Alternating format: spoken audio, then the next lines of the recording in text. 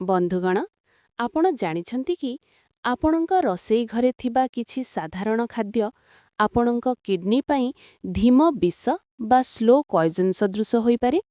Kidney fail ହେବା ବିଷୟରେ ତ ଆମେ ସମସ୍ତେ ଶୁଣିଛୁ, କିନ୍ତୁ କେଉଁ ଭୁଲ ଖାଦ୍ୟପେୟ ଯୋଗୁଁ ଏହା ଘଟେ ସେ ବିଷୟରେ ଆମେ ପ୍ରାୟ ଅଜଣା ରହିଥାଉ। ଯଦି ଆପଣ ନିଜକୁ ଏବଂ ନିଜର ପରିବାରକୁ ଏହି ବଡ଼ ବିପଦରୁ ରକ୍ଷା କରିବାକୁ ଚାହୁଁଛନ୍ତି, ତାହେଲେ ଏହି ଭିଡିଓଟିକୁ ଜମା ବି ମିସ୍ କରନ୍ତୁ ନାହିଁ।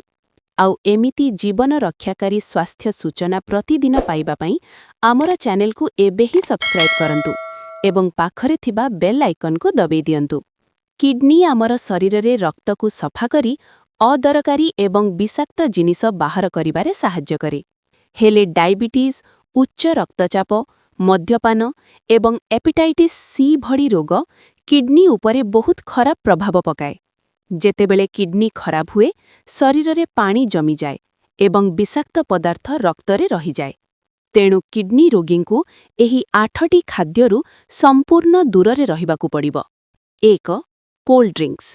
ଏଥିରେ ବିଭିନ୍ନ ବିଷାକ୍ତ ପଦାର୍ଥ ଥାଏ, ଯାହା କିଡ୍ନି ଉପରେ କୁପ୍ରଭାବ ପକାଏ। 2. ବୋଇତାଳୁ।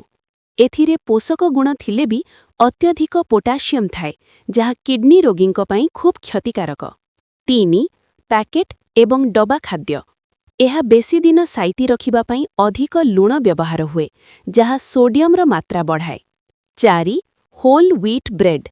ସାଧାରଣରେ ଭଲ ହେଲେ ବି ଏଥିରେ ଥିବା ସୋଡିୟମ୍ ଓ ପୋଟାସିୟମ୍ କିଡ୍ନି ରୋଗୀଙ୍କ ସ୍ୱାସ୍ଥ୍ୟ ବିଗାଡ଼ି ଦେଇଥାଏ।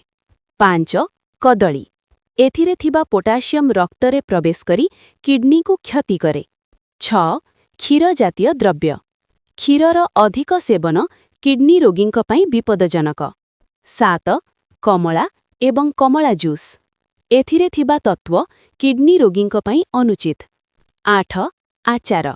ଆଚାରରେ ଲୁଣର ମାତ୍ରା ସବୁଠାରୁ ଅଧିକ ଥାଏ, ଯାହା କିଡ୍ନି ପାଇଁ ବହୁତ ଖରାପ। ବନ୍ଧୁଗଣ, ଖାଦ୍ୟପେୟ ଉପରେ ନିୟନ୍ତ୍ରଣ ରଖିବା ସହ ଯଦି ଆପଣ ପ୍ରାକୃତିକ ଉପାୟରେ ନିଜର କିଡ୍ନିକୁ ସଫା ବା ଡିଟକ୍ସ କରିବାକୁ ଚାହୁଁଛନ୍ତି, ତାହେଲେ କିଛି ଭଲ ଆୟୁର୍ବେଦିକ ପ୍ରଡକ୍ଟ ବ୍ୟବହାର କରିପାରିବେ। ଆପଣଙ୍କ ସୁବିଧା ପାଇଁ ମୁଁ କିଛି ବେଷ୍ଟ ଏବଂ ପ୍ରାକୃତିକ କିଡ୍ନି ଡିଟକ୍ସ ଏବଂ ଆୟୁର୍ବେଦିକ କେୟାର ପ୍ରଡକ୍ଟର ଲିଙ୍କ୍ ଏହି ଭିଡିଓର ଡେସ୍କ୍ରିପ୍ସନ୍ ଏବଂ କମେଣ୍ଟ ବକ୍ସରେ ଦେଇଛି। ଆପଣ ସେଠାରେ କ୍ଲିକ୍ କରି ନିଜ ପାଇଁ ଅର୍ଡର କରିପାରିବେ, ଯାହା ଆପଣଙ୍କ କିଡ୍ନିକୁ ସୁସ୍ଥ ରଖିବାରେ ସାହାଯ୍ୟ କରିବ।